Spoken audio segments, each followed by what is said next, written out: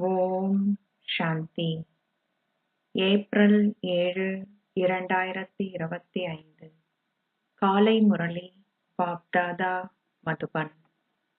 சாராம்சம்.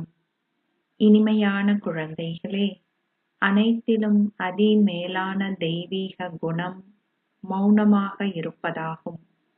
அதாவது சப்தமாக பேசாது இனிமையாக பேசுவதாகும். குழந்தைகளாகிய நீங்கள் இப்பொழுது இந்த சப்த உலகில் இருந்து அசைவு உலகிற்கு செல்ல உள்ளீர்கள். அதன் பின்னர் அசைவில் இருந்து நீங்கள் மௌனத்திற்கு செல்கின்றீர்கள். ஆகையால் அதிகம் பேசாதீர்கள். கேள்வி: எந்த பிரதானமான குணத்தை கிரகிப்பதன் மூலம் உங்களால் இயல்பாகவே ஏனைய அனைத்து தெய்வீக குணங்களையும் கிரகிக்க முடியும்? பதில்: தூய்மையே பிரதானமாக கிரகிக்க வேண்டிய குணம் ஆகும். தேவர்கள் தூய்மையானவர்கள். ஆகையாலேயே அவர்களிடம் தெய்வீக குணங்கள் உள்ளன. இவ்வுலகில் வேறு எவரிடமும் தெய்வீக குணங்கள் இருக்க முடியாது. ராவண ராஜ்யத்தில் எவ்வாறு தெய்வீக குணங்கள் இருக்க முடியும்? ராஜரீகமான குழந்தைகளாகிய நீங்கள் இப்பொழுது தெய்வீக குணங்களை கிரகிக்கின்றீர்கள். பாடல்: கள்ளங்கபடமற்ற பிரபுவை போன்ற தனித்துவமானவர் வேறு எவரும் இல்லை. ஓம் சாந்தி. சீரழிந்ததை சீராக்குபவர் ஒரேயொருவரே என்பதை குழந்தைகளாகிய நீங்கள் இப்பொழுது புரிந்து கொண்டிருக்கின்றீர்கள். பக்தி மார்க்கத்தில் மக்கள் பலரிடமும் செல்கின்றார்கள். அவர்கள் பல யாத்திரைகள் போன்றவற்றுக்கும் செல்கின்றார்கள். சீரழிந்தவற்றை சீராக்குபவரும் தூய்மையற்றவர்களை தூய்மையாக்குபவரும் ஒரேயொருவரே ஆவார். ஜீவன் முக்தியை அருள்பவரும் வழிகாட்டியும் முக்தி அளிப்பவரும் ஒரேயொருவரே ஆவார். இதுவே அவரது புகழாகும். எவ்வாறாயினும் அதிகளவு எண்ணிக்கையான மக்களும் பல சமயங்களும் பிரிவுகளும் உப பிரிவுகளும் சமய நூல்களும் இருப்பதால் மக்கள் பல வழிகளில் கடவுளை தேடுகின்றார்கள். அமைதி சந்தோஷத்திற்காக அவர்கள் சத்சங்கங்களுக்கு, அதாவது ஆன்மீக கூட்டங்களுக்கு செல்கின்றார்கள். அந்த சத்சங்கங்களுக்கு செல்லாதவர்கள் மாயையின் போதையில் இருக்கின்றார்கள். இது இப்பொழுது கலியுகத்தின் முடிவு என்பதை குழந்தைகளாகிய நீங்கள் அறிந்திருக்கின்றீர்கள். சத்திய யுகம் எப்பொழுது வரும் என்பதையோ இப்பொழுது இது எந்த யுகம் என்பதையோ மக்கள் அறியவில்லை. நிச்சயமாக புதிய உலகில் சந்தோஷமும் பழைய உலகில் துன்பமும் உள்ளன என்பதை எந்த குழந்தையாலும் புரிந்து கொள்ள முடியும். இந்த பழைய உலகில் மனிதர்கள் பலர் உள்ளனர். சமயங்களும் பல உள்ளன. சத்திய யுகம் முன்னர் இருந்தது என்பதையும் இப்பொழுது இது கலியுகம் என்பதையும் நீங்கள் எவருக்குமே விளங்கப்படுத்தலாம். சத்திய யுகத்தில் ஒரேயொரு ஆதி சனாதன தேவி தேவதா தர்மம் மாத்திரமே இருந்தது. அங்கே வேறு எந்த சமயங்களும் இருக்கவில்லை. பாபா ஏற்கனவே உங்களுக்கு பல தடவைகள் விளங்கப்படுத்தியுள்ளார். மீண்டும் உங்களுக்கு கூறுகின்றார். உங்களிடம் வருகின்ற எவருக்கும் பழைய உலகினதும் புதிய உலகினதும் வித்தியாசத்தை எடுத்துக் காட்டுங்கள். அவர்கள் என்ன கூறினாலும் பரவாயில்லை. சிலர் ஒவ்வொரு சக்கரமும் 10,000 வருடம் கால எல்லை உடையது என்று கூறுகின்றார்கள். ஏனையோர் அது 30,000 வருடங்கள் என்றும் கூறுகின்றார்கள். எண்ணற்ற அபிப்பிராயங்கள் உள்ளன. சமய நூல்களின் வழிகாட்டல்களும் உள்ளன. பல சமய நூல்களும் பல வழிகாட்டல்களும் உள்ளன. அவை மனிதர்களின் வழிகாட்டல்கள். சமய நூல்களும் மனிதர்களாலேயே எழுதப்பட்டுள்ளன. தேவர்கள் அவற்றை எழுதுவதில்லை. சத்திய யுகத்தில் தேவ தர்மம் உள்ளது. அவர்கள் மனிதர்கள் என்று கூட அழைக்கப்படுவதில்லை. நீங்கள் சந்திக்கின்ற உங்கள் நண்பர்கள், உறவினர்கள் அனைவருக்கும் இவற்றைப் பற்றி கூறுங்கள். இவை சிந்திக்கப்பட வேண்டிய விஷயங்கள். புதிய உலகில் வெகு சிலரே உள்ளனர். ஆனால் பழைய உலகின் ஜனத்தொகை அதிகரித்துள்ளது. சத்திய யுகத்தில் ஒரேயொரு தேவ தர்மம் மாத்திரமே உள்ளது. அங்கே வெகு சில மக்களே வாழ்கின்றனர். தேவர்களுக்கு மாத்திரமே தெய்வீக குணங்கள் உள்ளன. மனிதர்களுக்கு அவை இருப்பதில்லை. இதனாலேயே மனிதர்கள் தேவர்களை வணங்கி அவர்களின் புகழையும் பாடுகின்றார்கள். தேவர்கள் ஸ்வர்க்கத்தில் வாழ்கின்றார்கள் என்பதையும், ஆனால் தாம் இந்த கலியுக வாசிகளாக நரகத்தில் வாழ்கின்றோம் என்பதையும் அவர்கள் அறிந்துள்ளார்கள். மனிதர்களிடம் தெய்வீக குணங்கள் இருக்க முடியாது. ஒருவர் இன்னார் மிகவும் நல்ல தெய்வீக குணங்களை கொண்டிருக்கின்றார் என்று கூறுவாராயின், அவர்களிடம் கூறுங்கள், இல்லை, தேவர்கள் மட்டுமே தூய்மையானவர்கள் என்பதால் அவர்களிடம் மாத்திரமே தெய்வீக குணங்கள் இருக்க முடியும். இங்கே எவரிடமும் தூய்மை இல்லாததால் எவரிடமும் தெய்வீக குணங்கள் இருக்க முடியாது. இது ராவணனின் அசுர ராஜ்யமாகும். தெய்வீக குணங்கள் நிறைந்த தேவர்கள் புதிய விருட்சத்திற்கு உரியவர்கள். அதன் பின்னர் அந்த விருட்சம் பழையது ஆகுகின்றது. தெய்வீக குணங்கள் நிறைந்த எவரும் ராவண ராஜ்யத்தில் இருக்க முடியாது. சத்திய யுகத்தில் ஆதி சனாதன தேவி தேவதா தர்மத்தின் இல்லற பாதையே உள்ளது. இல்லற பாதையில் உள்ளவர்கள் போற்றப்படுகின்றார்கள். சத்திய யுகத்தில் நாங்கள் தூய தேவர்களாக இருந்தோம். அங்கே துறவற பாதை இருப்பதில்லை. நீங்கள் பல கருத்துக்களை பெறுகின்றீர்கள். எவ்வாறாயினும் இக்கருத்துக்கள் அனைத்தும் அனைவரது புத்தியிலும் நிலைத்திருக்க முடியாது. நீங்கள் கருத்துக்களை மறப்பதாலேயே தோல்வி அடைகிறீர்கள். நீங்கள் தெய்வீக குணங்களை கிரகிப்பதில்லை. இந்த ஒரு தெய்வீக குணம் மிகவும் சிறந்தது. அவசியமற்ற முறையில் எவருடனும் அளவுக்கு அதிகமாக பேசாதிருத்தல், இனிமையாக பேசுதல், குறைவாக பேசுதல். ஏனெனில் குழந்தைகளாகிய நீங்கள் இப்பொழுது இந்த பேசும் உலகில் இருந்து அசையும் உலகிற்கு செல்ல வேண்டும். அதன் பின்னர் மௌன உலகிற்கு செல்ல வேண்டும். ஆகையால் அதிகளவு பேசுவதை நிறுத்துங்கள். மிகவும் குறைவாகவும் மிகவும் மெதுவாகவும் பேசுகின்ற ஒருவர் ராஜ குடும்பத்தை சேர்ந்தவர் என்று புரிந்து கொள்ளப்படுகின்றது. ரத்தினங்கள் மாத்திரமே உங்கள் வாயிலிருந்து சதா வெளிப்பட வேண்டும். நீங்கள் யாரிடம் பேசினாலும், அது ஒரு சந்நியாசியாக இருந்தாலும், பழைய உலகிற்கும் புதிய உலகிற்கும் உள்ள வேறுபாட்டை அவருக்கு விளங்கப்படுத்துங்கள். சத்திய யுகத்தில் தெய்வீக குணங்கள் நிறைந்த தேவர்கள் இருந்தார்கள்.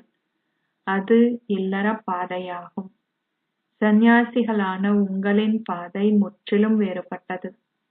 இருப்பினும் புதிய உலகம் சதோ பிரதானாக இருந்தது என்றும், இப்பொழுது இது தமோ பிரதானான உலகம் என்பதையும் நீங்கள் புரிந்து கொண்டிருக்கின்றீர்கள். ஆத்மாக்கள் தமோ பிரதான் ஆகும் பொழுது அவர்கள் தமோ பிரதானான சரீரங்களையே பெறுகின்றார்கள். இப்பொழுது இது தூய்மையற்ற உலகமாகும். அனைவருமே தூய்மையற்றவர்கள் என்று அழைக்கப்படுகின்றார்கள். அது தூய சதோ பிரதான் உலகம். அந்த புதிய உலகம் பின்னர் பழையது ஆகுகின்றது. இப்பொழுது மனிதர்கள் அனைவருமே நாஸ்திகர்கள். ஆகையாலேயே அதிகளவு குழப்பம் நிலவுகின்றது.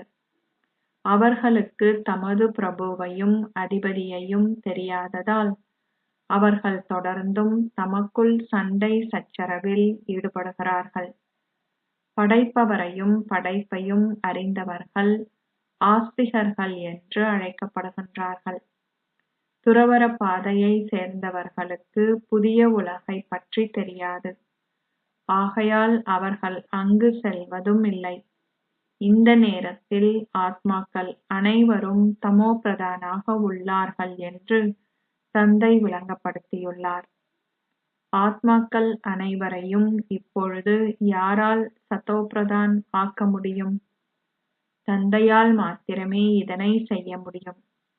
அந்த சதோபிரதான் உலகில் மிக சிறிய எண்ணிக்கையான மக்களே உள்ளனர். அந்த நேரத்தில் ஏனைய அனைவரும் முக்தி தாமத்தில் உள்ளனர். அது ஆத்மாக்களாக நாங்கள் வாழும் பிரம்ம தத்துவம் ஆகும். அது பிரம்மாண்ட் என்று அழைக்கப்படுகின்றது. ஆத்மாக்கள் அழியாதவர்கள். இது ஆத்மாக்கள் எல்லோரும் ஒரு பாகத்தை கொண்டிருக்கும் அனாதியான நாடகமாகும்.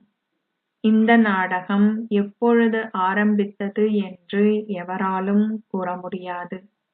இந்த நாடகம் அனாதியானது. தந்தை வந்து இந்த பழைய உலகை புதியதாக மாற்ற வேண்டும்.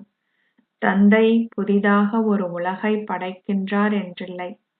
மக்கள் தூய்மையற்றவர்கள் ஆகும்போது அவர்கள் கடவுளை அழைக்கின்றார்கள்.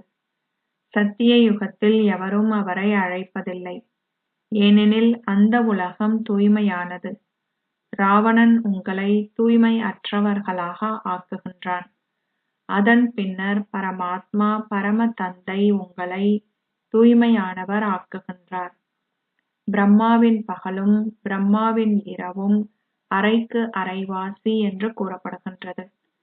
இந்த ஞானத்தின் மூலம் பகல் உதயமாகின்றது.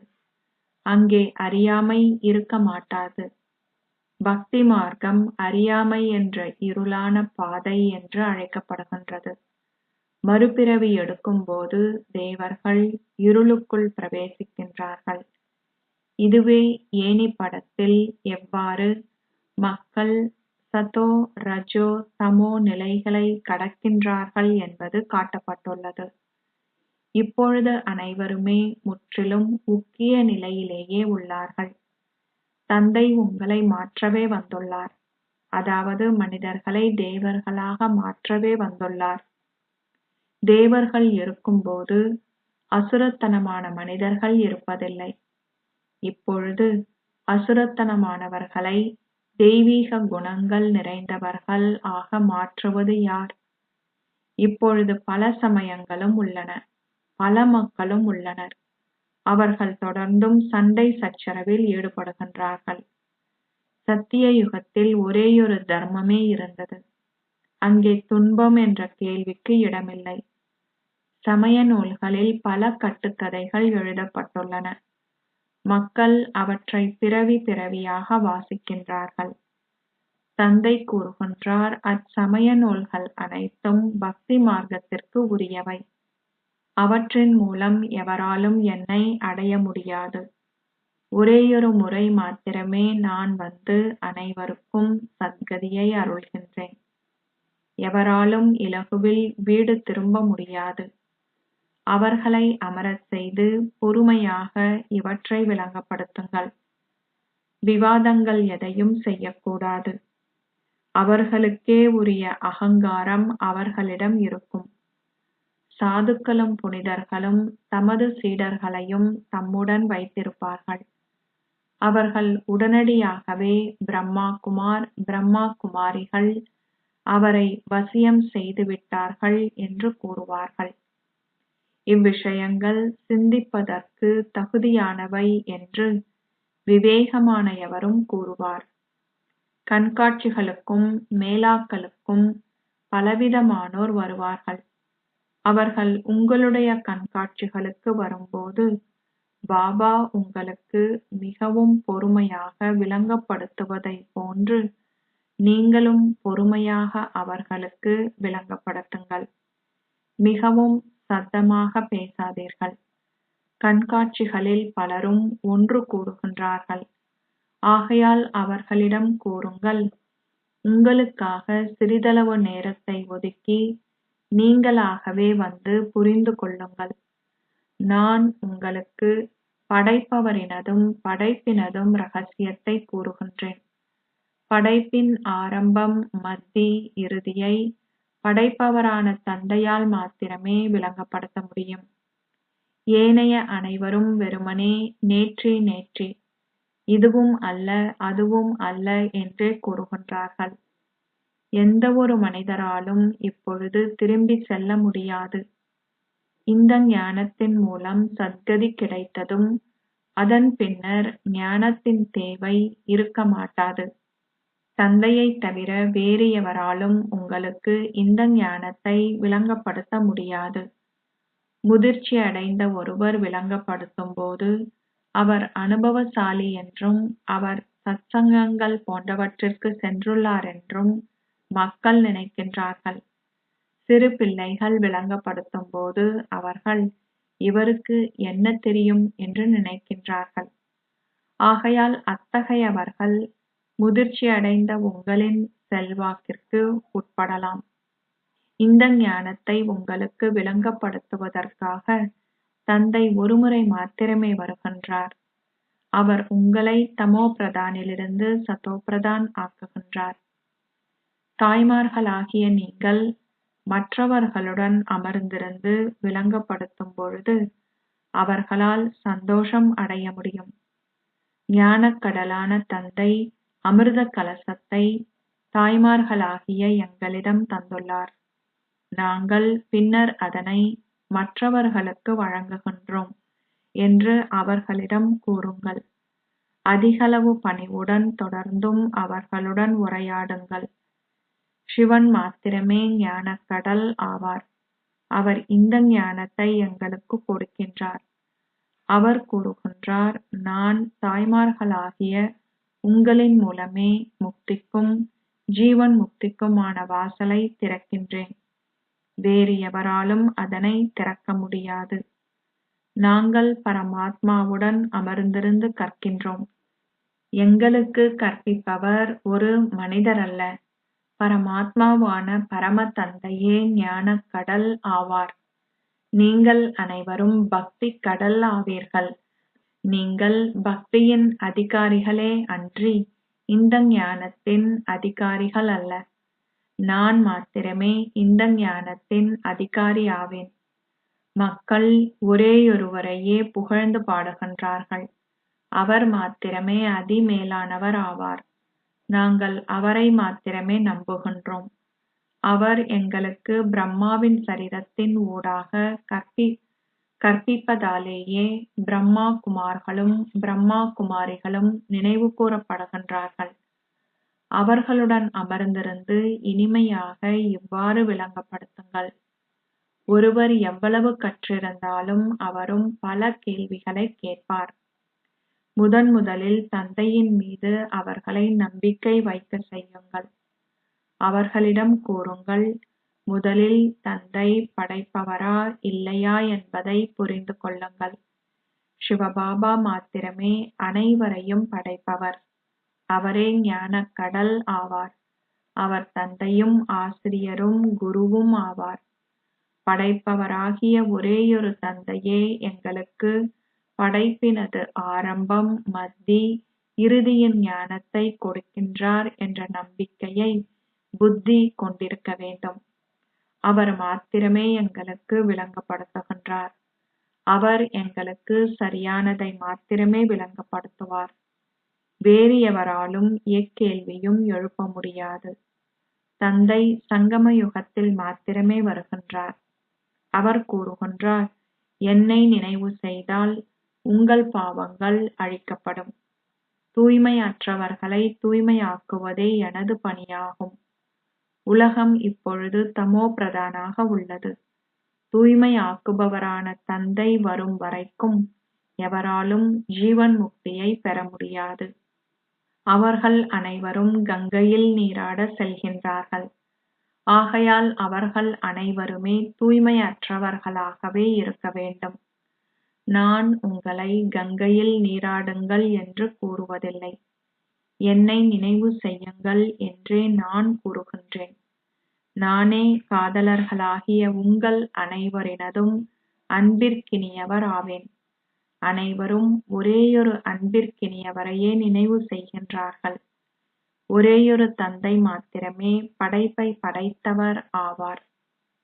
அவர் கூறுகின்றார், ஆத்ம உணர்வுடையவர்கள் ஆகி என்னை நினைவு செய்தால் இந்த யோகத்தீயில் உங்கள் பாவங்கள் அழியும். இந்த நேரத்தில் மாத்திரமே, அதாவது பழைய உலகம் மாற வேண்டிய நேரத்தில் தந்தை இந்த யோகத்தை கற்பிக்கின்றார். விநாசம் முன்னிலையில் உள்ளது. நாங்கள் இப்பொழுது தேவர்கள் ஆகுகின்றோம். தந்தை எமக்கு கூறுகின்ற அனைத்தும் மிகவும் இலகுவானவை. தந்தை கூறுவதை நேரடியாக செவிமடுத்துக் கொண்டிருக்கின்ற உங்களில் சிலர் செவிமடுக்கும் போது ஸ்திரமாக இருப்பதில்லை. உங்களின் புத்தி வேறு திசைகளில் அலைந்து திரிகின்றது. பக்தியிலும் இதுவே இடம் பெறுகின்றது. முழு நாளும் வீணாகுகின்றது. அவர்கள் பக்தி செய்வதற்கென ஒதுக்கிய அந்த நேரத்திலும் அவர்களின் புத்தி அங்கும் இங்கும் அலைந்து திரிகின்றது.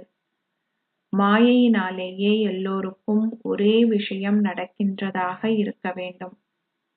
தந்தையின் முன்னால் அமர்ந்திருக்கும் போது சில குழந்தைகள் டிரான்ஸில் சென்று விடுகின்றார்கள்.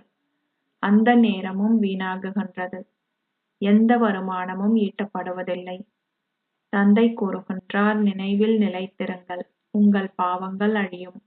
நீங்கள் டிரான்ஸில் செல்லும் போது உங்கள் புத்தி தந்தையை நினைவு செய்வதில்லை. இதனையிட்டு அதிகளவு குழப்பங்கள் இருக்கின்றன. நீங்கள் கண்களையும் மூடாதீர்கள்.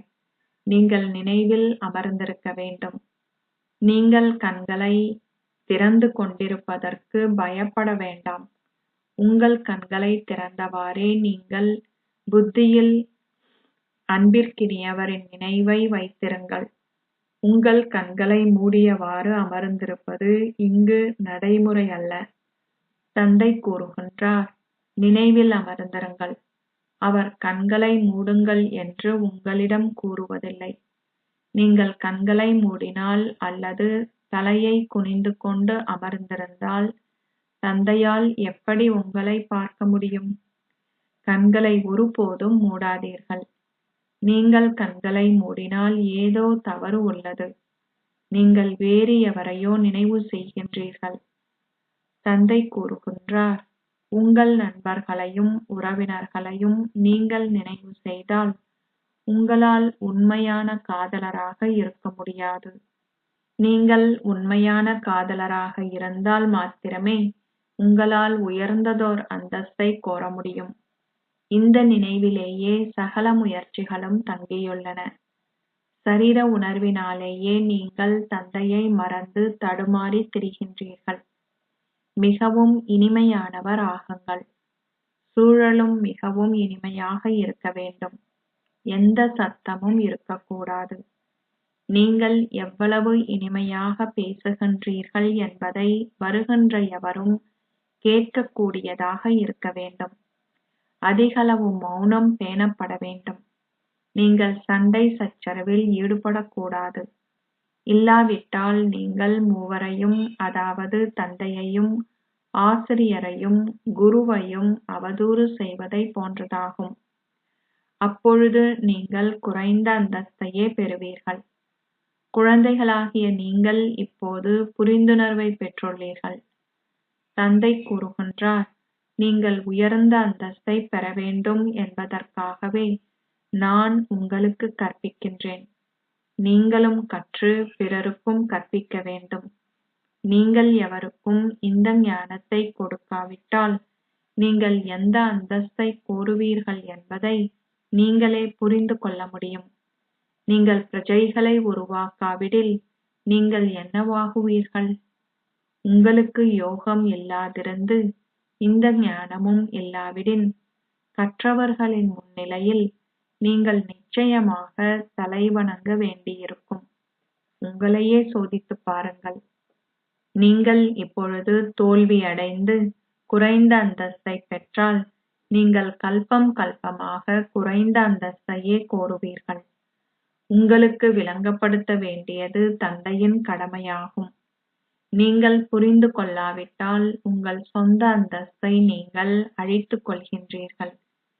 நீங்கள் எப்படி பிறருக்கு விளங்கப்படுத்த வேண்டும் என்றும் தந்தை உங்களுக்கு தொடர்ந்தும் கூறுகின்றார். குறைவாகவும் மெதுவாகவும் பேசுவது நல்லதாகும். சேவை செய்கின்றவர்களை பாபா புகழ்கின்றார். நன்றாக சேவை செய்கின்றவர்கள் பாபாவின் இதயத்தில் அமர்கின்றார்கள். சேவை செய்வதன் மூலம் உங்களால் அவரின் இதயத்தில் அமர முடியும். நினைவு யாத்திரையும் உங்களுக்கு நிச்சயமாக அவசியம். அப்பொழுதே நீங்கள் சதோபிரதான் ஆகுவீர்கள். அதிகளவு தண்டனையை அனுபவம் செய்ய நேர்ந்தால் உங்கள் அந்தஸ்து குறைவடையும். உங்கள் பாவங்கள் அழியாதிருந்தால் அதிகளவு தண்டனையை அனுபவம் செய்ய நேரிடுவதுடன் உங்கள் அந்தஸ்தும் குறைவடையும். அது இழப்பு என்று அழைக்கப்படுகின்றது. இதுவும் ஒரு வியாபாரமே. நட்டத்தை ஏற்படுத்திக் கொள்ளாதீர்கள். தெய்வீக குணங்களை கிரகியுங்கள். மேன்மையானவர் ஆகுங்கள். நீங்கள் முன்னேறி செல்வதற்காக பாபா பல்வேறு விஷயங்களை கூறுகின்றார். ஒன்றை செய்பவர்கள் அதற்கான வெகுமதியை பெற்றுக் கொள்கின்றார்கள். நீங்கள் தேவதை உலகத்தின் வாசிகள் ஆக வேண்டும். ஆகையால் அதற்கேற்ப தெய்வீக குணங்களை கிரகியுங்கள். அச்சா, இனிமையிலும் இனிமையான அன்புக்குரிய, எப்போதோ தொலைந்து இப்போது கண்டுபிடிக்கப்பட்டிருக்கும் குழந்தைகளுக்கு உங்கள் தாய் தந்தையாக இருக்கும் பாப் தாதாவின் அன்பும் நினைவுகளும் காலை வந்தனங்களும். ஆன்மீக தந்தை ஆன்மீக குழந்தைகளுக்கு நமஸ்தே சொல்கிறார். ஆன்மீக குழந்தைகள் ஆன்மீக தந்தைக்கு நமஸ்தே சொல்கின்றனர். தாரணைக்கான சாராம்சம். 1. எவருக்கும் விளங்கப்படுத்தும் போது அதிகளவு பணிவுடனும் பொறுமையுடனும் விளங்கப்படுத்துங்கள். உங்கள் வார்த்தைகளும் நடத்தையும் மிகவும் இனிமையாக இருக்க வேண்டும். மௌனமான சூழலை உருவாக்குங்கள். எந்த சப்தமும் இல்லாத போதே சேவை வெற்றியடையும். 2. உண்மையான காதலராகி ஒரேயொரு அன்பிற்கினியவரை நினைவு செய்யுங்கள். உங்கள் கண்களை மூடிக்கொண்டோ அல்லது தலையை குனிந்து கொண்டோ என்றுமே நினைவில் அமர்ந்திருக்காதீர்கள். ஆத்ம உணர்வில் இருங்கள். ஆசீர்வாதம். நீங்கள் ஒரு சதா மகாதானியாகி உங்களின் பொக்கிஷங்கள் அனைத்தையும் உங்களுக்காகவும் மற்றவர்களுக்காகவும் பயன்படுத்துவீர்களாக. தந்தையின் பொக்கிஷ களஞ்சியம் பண்டாரா ஒவ்வொரு நாளும் இயங்குகிறது. அவர் ஒவ்வொரு நாளும் பகிர்ந்தளிக்கிறார். அதேபோல் நீங்களும் சதா தொடர்ந்து கொடுக்கலாம். ஏனென்றால் உங்களிடம் இந்த ஞானம், சக்திகள், சந்தோஷம் என்ற பொக்கிஷங்கள் நிரம்பி வழிகின்றன. இவற்றை உங்களுடன் வைத்திருந்து அவற்றை பயன்படுத்துவதில் எந்தவித அபாயமும் கிடையாது. உங்களின் பொக்கிஷ களஞ்சியம் திறந்து இருக்கும் போது கள்ளர்கள் வரமாட்டார்கள். அதை நீங்கள் மூடி வைத்தால் கள்ளர்கள் வருவார்கள். அதனால் ஒவ்வொரு நாளும் நீங்கள் பெற்றுள்ள பொக்கிஷங்களை மீண்டும் மீண்டும் பார்த்து அவற்றை உங்களுக்காகவும் மற்றவர்களுக்காகவும் பயன்படுத்துங்கள். நீங்கள் சதா மகாதானி ஆகுவீர்கள். ஸ்லோகம். நீங்கள் எதை கேட்டிருக்கிறீர்களோ அதை கடையுங்கள். ஏனென்றால் கடைவதன் மூலம் மட்டுமே நீங்கள் சக்திசாலிகள் ஆகுவீர்கள். அவ்யக்த சமிக்கை. ஒன்றிணைந்த ரூபத்தின் விழிப்புணர்வின் மூலம் சதா வெற்றி பெறுபவர் ஆகுங்கள். சேவையும் உங்களின் ஸ்திதியும் தந்தையும் நீங்களும் ஒன்றிணைந்த நிலையில் இருக்கிறீர்கள். ஒன்றிணைந்த ரூபத்தில் இருந்த வண்ணம் சேவை செய்யுங்கள். நீங்கள் சதா தேவதை ரூபத்தை அனுபவம் செய்வீர்கள். நீங்கள் சதா தந்தையுடன் இருக்கிறீர்கள்.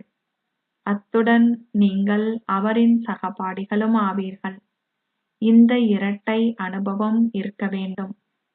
அவரிடம் நீங்கள் வைத்திருக்கும் அன்பால் சதா அவரின் சகவாசத்தை அனுபவம் செய்யுங்கள். சேவை செய்வதில் சதா உங்களின் சகபாடியை அனுபவம் செய்யுங்கள்.